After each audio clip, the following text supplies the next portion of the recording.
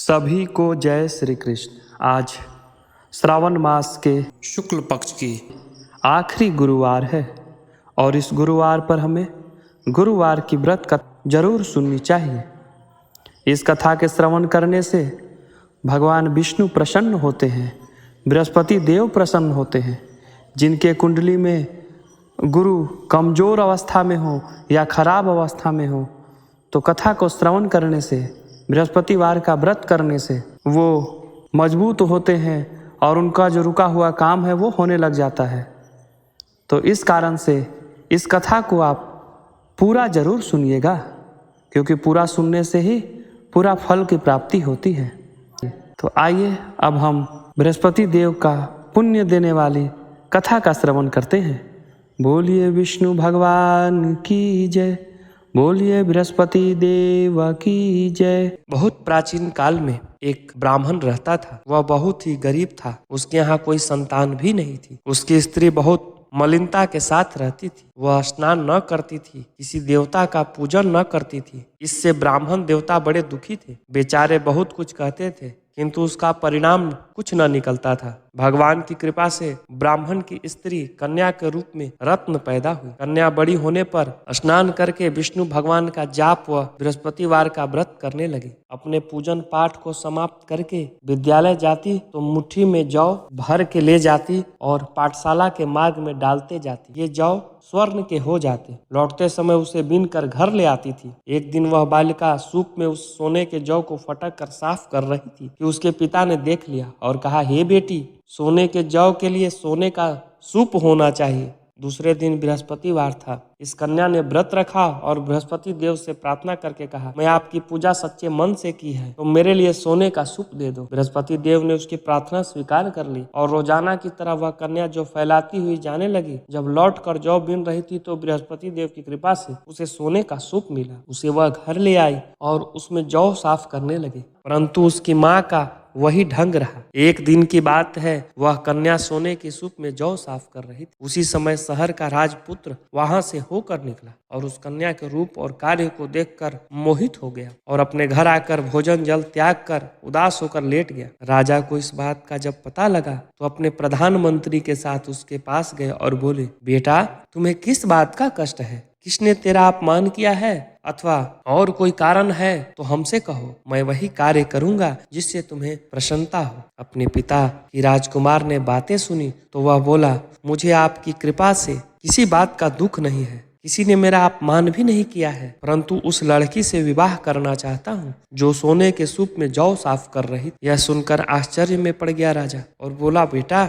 इस तरह की कन्या का पता तुम ही लगाओ, मैं तुम्हारे साथ उसका विवाह जरूर कर दूंगा। राजकुमार ने उस लड़की के घर का पता बतलाया। तब मंत्री उस लड़की के घर गए और ब्राह्मण देवता को सभी हाल बतलाया। ब्राह्मण देवता राजकुमार के साथ अपनी कन्या का विवाह करने के लिए तैयार हो गए और विधि विधान के अनुसार ब्राह्मण की कन्या का विवाह राजकुमार के साथ हो गया। कन्या के घर जाते ही पहले की भांति उस ब्राह्मण देवता के घर में गरीबी का निवास हो गया। जब भोजन के लिए अन्न बड़ी मुश्किल से मिलता था। एक दिन दुखी होकर ब्राह्मण देवता अपने पुत्री के पास गए। बेटी ने पिता को दुखी अवस्था में देखकर अपनी माँ का हाल पूछा। तब ब्राह्मण ने सभी हाल कहा। कन्या ने बहुत सारा धन देकर अपने पिता को विदा कर दिया। इस तरह ब्राह्मण का कुछ समय सुखपूर्वक बीता। कुछ दिन बाद फिर वही हाल हो गया। ब्राह्मण फिर अपनी कन्या के यहाँ गया और सारा हाल कहा तो लड़की बोली, हे पिताजी, आप माता जी को यहाँ लिया लाओ, मैं उसे विधि बता दूंगी जिससे गरीबी दूर हो जाएगा। वह ब्राह्मण देवता अपनी स्त्री को साथ लेकर पहुंचे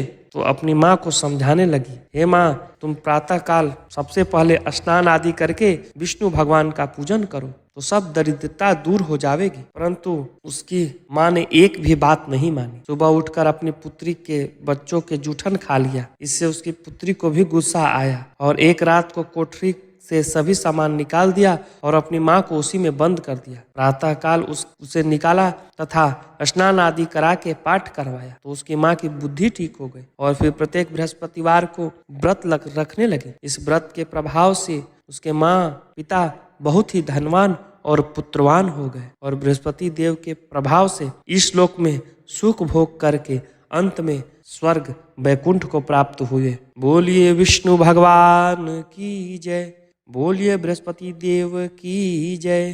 आइए अब हम की एक और कथा श्रवण करते हैं।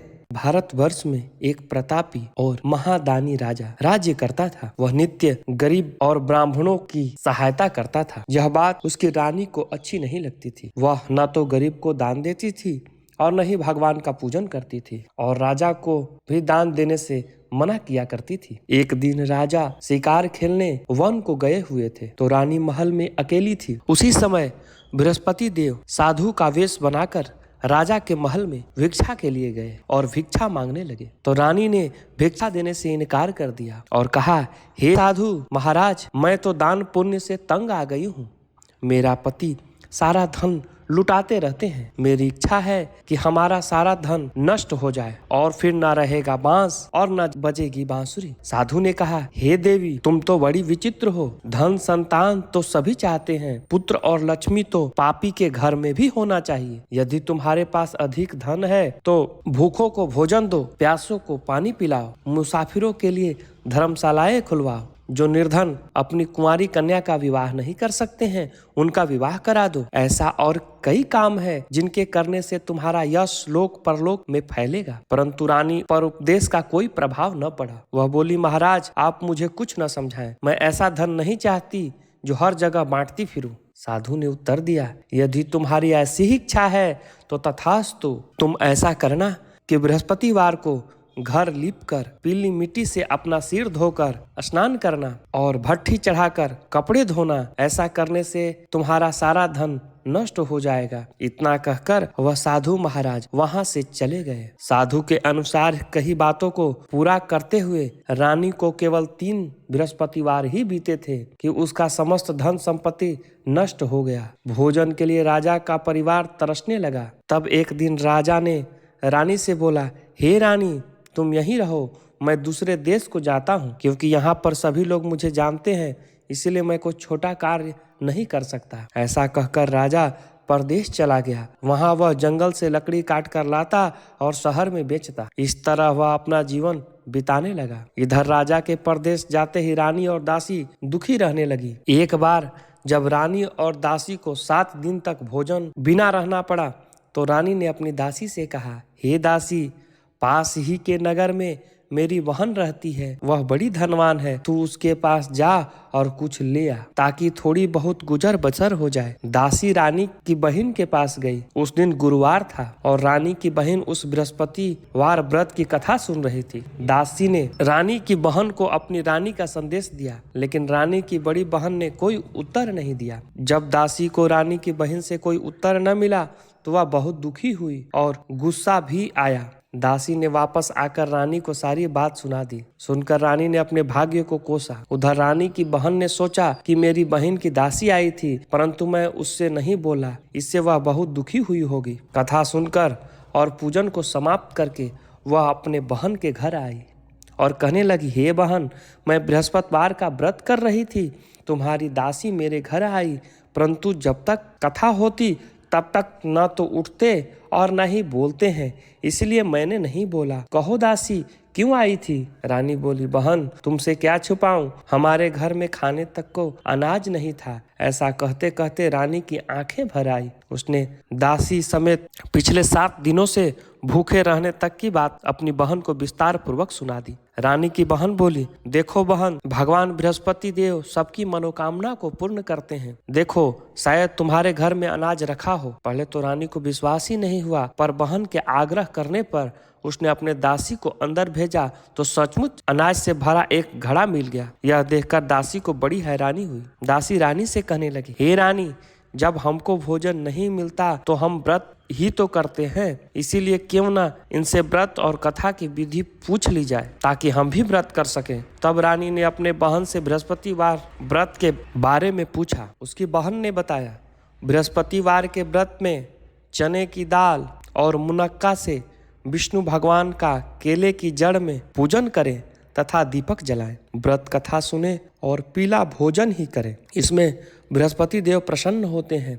व्रत और पूजन विधि बतलाकर रानी की बहन अपने घर लौट आई। 7 दिन के बाद जब गुरुवार आया तो रानी और दासी ने व्रत रखा। घुड़साल में जाकर चना और गुड़ ले आई फिर उसने केले की जड़ तथा विष्णु भगवान का पूजन किया। जब पीला भोजन कहाँ से आए, इस बात को लेकर दोनों बड़ी दुखी थी। चूंकि उन्होंने व्रत रखा था, इसलिए बृहस्पति देव उनसे प्रसन्न थे। इस कारण से वे एक साधारण व्यक्ति का रूप धारण करके 2 थाल में सुंदर पीला भोजन दासी को दे गए। भोजन पाकर दासी प्रसन्न हुई और फिर रानी के साथ मिलकर भोजन ग्रहण किया। इसके बाद वे सभी गुरुवार को व्रत और पूजन करने लगी। बृहस्पति भगवान की कृपा से उनके पास फिर से धन संपत्ति आ गई, परंतु रानी फिर से पहले की तरह आलस्य करने लगी। तब दासी बोली, देखो रानी, तुम पहले भी इसी प्रकार आलस्य करती थी। तुम्हें धन रखने में कष्ट होता था, इस कारण सभी धन नष्ट हो गया, और जब जब भगवान बृहस्पति की कृपा से धन मिला है तो तुम्हें फिर से आलस्य हो रहा है। रानी को समझाते हुए दासी कहती है कि बड़ी मुसीबतों के बाद हमने यह धन पाया है, इसीलिए हमें दान पुण्य करना चाहिए, भूखे मनुष्य को भोजन कराना चाहिए और धन को शुभ कार्यों में खर्च करना चाहिए, जिससे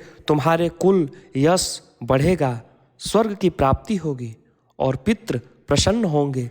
दासी की बात सुनकर रानी अपना धन शुभ कार्यों में खर्च करने लगी, जिससे पूरे नगर में उसका यश फैलने लगा। एक दिन राजा दुखी होकर जंगल में पेड़ के नीचे आसन जमाकर बैठ गया। वह अपनी दशा को याद करके व्याकुल होने लगा। बृहस्पतिवार का दिन था। एकाएक उसने देखा कि निर्जन वन में एक साधु प्रकट हुए। वह साधु वेश में स्वयं बृहस्पति देवता थे। लकड़हारे के सामने आकर बोले, हे लकड़हारे, इस सुनसान जंगल में तुम चिंता मग्न क्यों बैठा है? लकड़हारे ने दोनों हाथ जोड़ करके प्रणाम किया और उत्तर दिया, महात्मा जी, आप सब कुछ जानते हैं, मैं क्या कहूँ? यह कहकर रोने लगा और साधु को अपनी आत्मकथा सुनाई। महात्मा जी ने कहा, तुम्हारी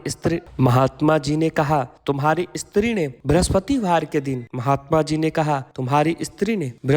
दिन बृहस्पति भगवान का निरादर किया, जिसके कारण रुष्ट होकर उन्होंने तुम्हारी यह दशा कर दी है। अब तुम चिंता को दूर करके मेरे कहने पर चलो तो तुम्हारे सभी कष्ट दूर हो जाएंगे और भगवान पहले की तरह अधिक धन संपत्ति देंगे। तुम बृहस्पतिवार के दिन कथा किया करो, 2 पैसे के चने मुनक्का लाकर उसका प्रसाद बनाओ और शुद्ध जल से लोटे में शक्कर मिलाकर अमृत तैयार करो। कथा के पश्चात अपने सारे परिवार और सुनने वालों प्रेमियों में अमृत व प्रसाद बांटकर आप भी ग्रहण करो। ऐसा करने से भगवान तुम्हारी मनोकामना पूर्ण करेंगे। साधु के ऐसे वचन सुनकर लकड़हारा बोला, हे प्रभु, मुझे लकड़ी बेचकर इतना पैसा नहीं मिलता है जिससे मैं भोजन के उपरांत कुछ बचा सकूं। मैंने रात्रि में अपने स्त्री को व्याकुल देखा है और मेरे पास कुछ भी नहीं है जिससे मैं उसकी खबर मंगा सकूं। साधु ने कहा, हे लकड़हारे, तुम भी किसी बात की चिंता मत करो। बृहस्पति के दिन तुम रोजाना की तरह लकड़ियां लेकर शहर को जाओ। तुमको रोज से दुगना धन प्राप्त होगा, जिसे तुम भली भांति भोजन कर लोगों तथा बृहस्पति देव की पूजा का सामान भी आ जाएगा। इतना कहकर साधु अंतर्ध्यान हो गया। धीरे धीरे समय बीत जाने के बाद फिर से बृहस्पतिवार का दिन आया। लकड़हारा जंगल में लकड़ी काटकर किसी शहर में बेचने को गया। उसे उस दिन और दिन से अधिक पैसा मिला। राजा ने चना गुड़ आदि लाकर गुरुवार का व्रत किया। इस दिन से उसे सभी क्लेश दूर हो गए। परंतु जब भी दोबारा गुरुवार दिन आया तो बृहस्पतिवार का व्रत करना भूल गया। इस कारण बृहस्पति भगवान नाराज हो गए और उस दिन उस नगर के राजा ने विशाल यज्ञ का आयोजन किया तथा शहर में यह घोषणा करा दी कि कोई भी मनुष्य अपने घर में भोजन न बनावे, न आग जलावे, समस्त जनता मेरे यहाँ भोजन करने आवे। इस आज्ञा को जो न मानेगा उसे फांसी की सजा दी जाएगी। इस तरह घोषणा संपूर्ण नगर में करवा दी गई। राजा की आज्ञा के अनुसार शहर के सभी लोग भोजन करने गए, लेकिन लकड़हारा कुछ देर से पहुंचा, इसीलिए राजा ने उसको अपना साथ घर लिवा ले गए और ले जाकर भोजन करा रहे थे तो रानी की दृष्टि उस खूंटी पर पड़ी जिस पर उसका हार लटका हुआ था। वह वहां पर दिखाई नहीं दिया। रानी ने निश्चय किया कि मेरा हार इस मनुष्य ने चुरा लिया है। उसी समय सिपाहियों को बुलाकर उसे कारागार में डलवा दिया। जब लकड़हारा कारागार में पड़ गया तो बहुत दुखी होकर विचार करने लगा कि न जाने कौन से पूर्व जन्म के कर्म से मुझे यह दुख प्राप्त हुआ है, और उस साधु को याद करने लगा जो जंगल में मिला था। उसी समय तत्काल बृहस्पति देव साधु के रूप में प्रकट हुए और उसकी दशा को देखकर कहने लगे, अरे मूर्ख, तूने बृहस्पतिवार के दिन कथा नहीं करी, इस कारण तुझे दुख प्राप्त हुआ है।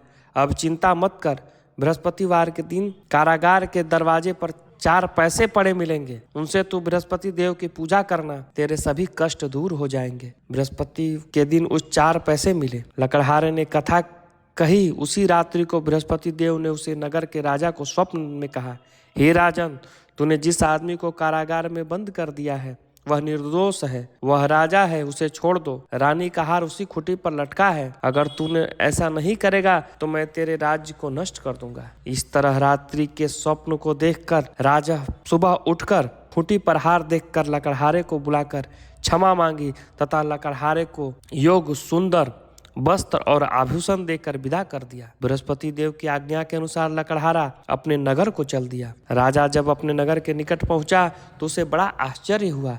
नगर में पहले से अधिक बाग, तालाब, कुएं, बहुत सी धर्मशालाएं, मंदिर आदि बन गई है।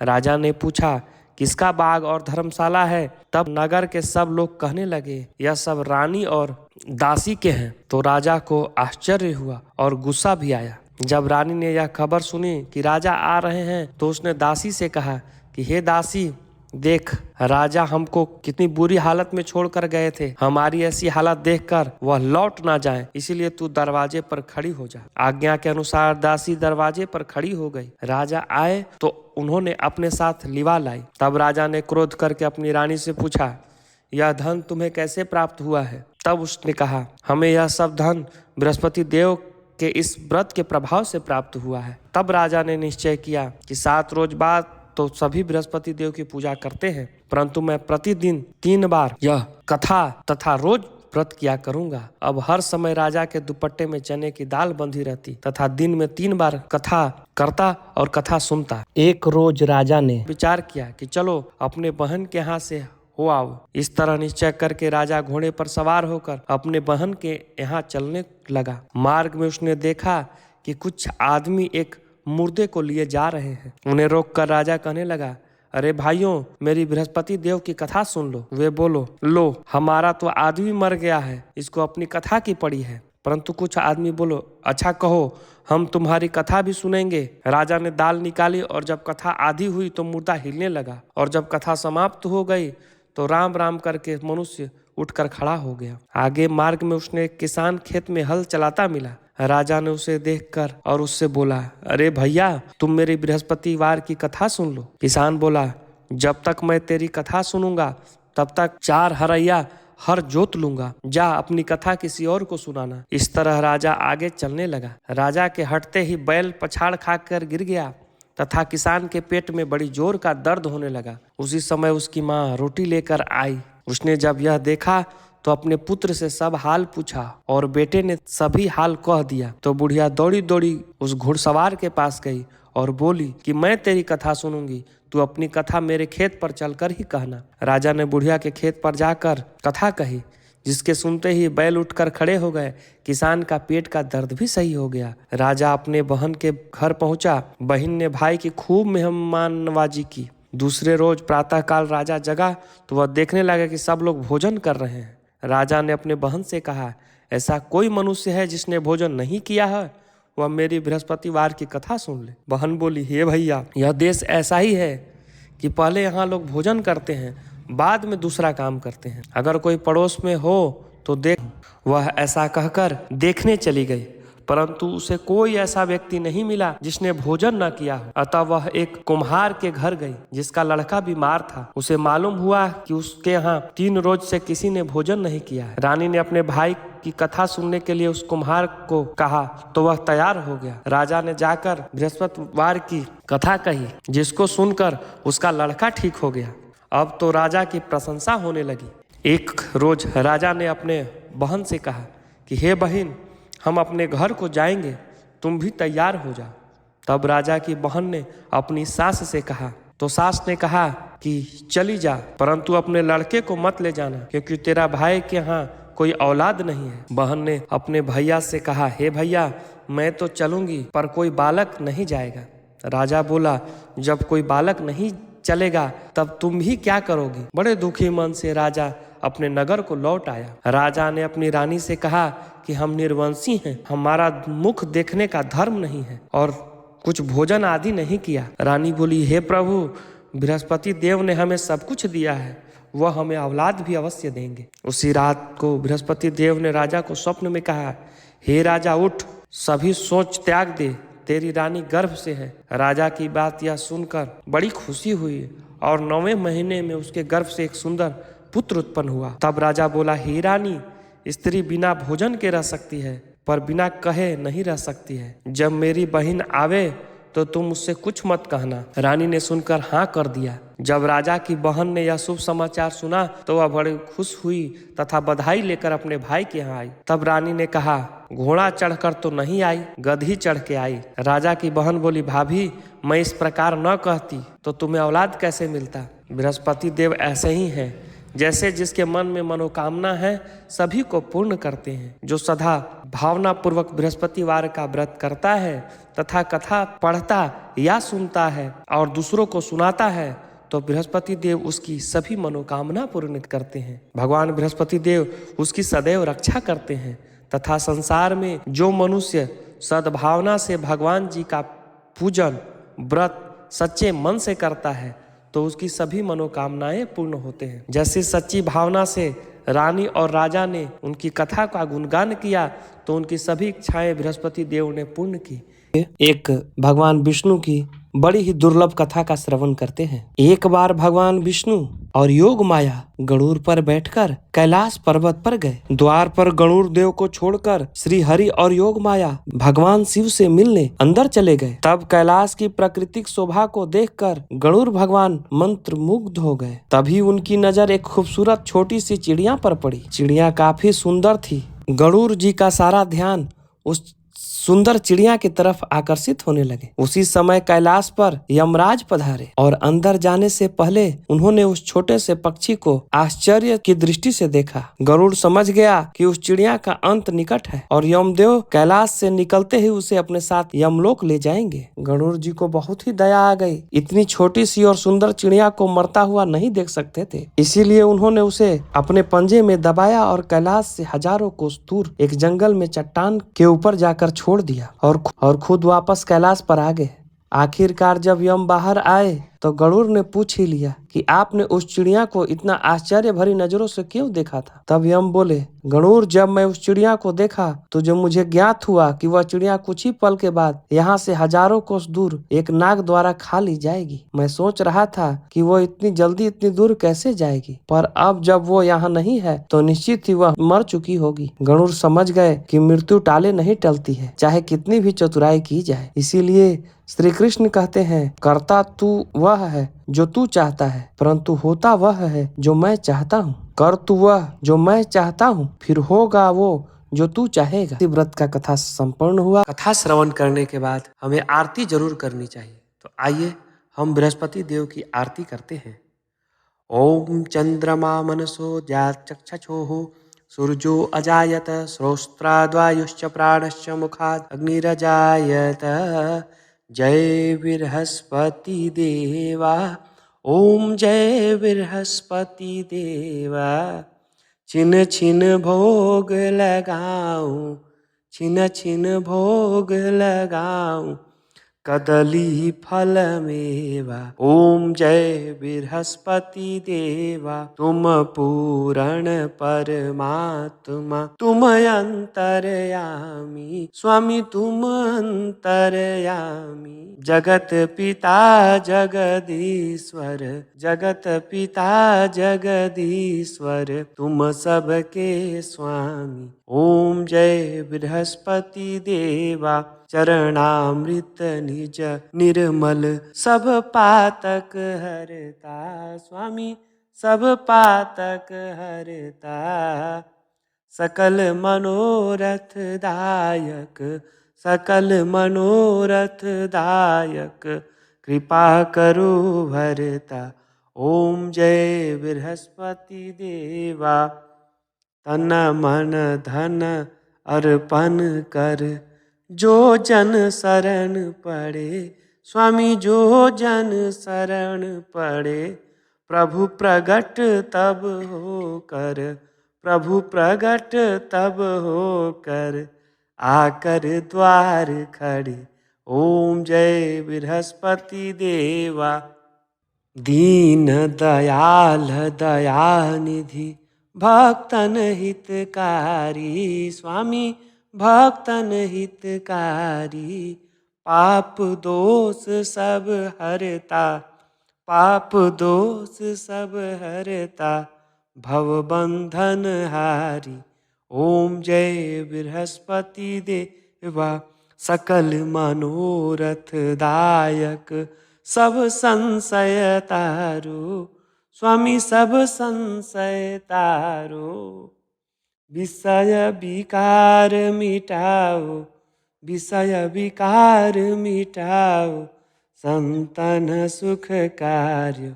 ओम जय बृहस्पति देवा जो कोई आरती तेरी प्रेम सहित गावे स्वामी प्रेम सहित गावे। ज्येष्ठानंद बंद सो निश्चय पावे। ओम जय बृहस्पति देवा। प्रेम से बोलिए विष्णु भगवान की जय। प्रेम से बोलिए बृहस्पति देव की जय। आरार्तिक्यम समर्पयामि जलेन शीतलीकरणम आत्माभिवंदनम देवाभिवंदनम। बोलिए विष्णु भगवान की जय। बोलिए बृहस्पति देव की जय।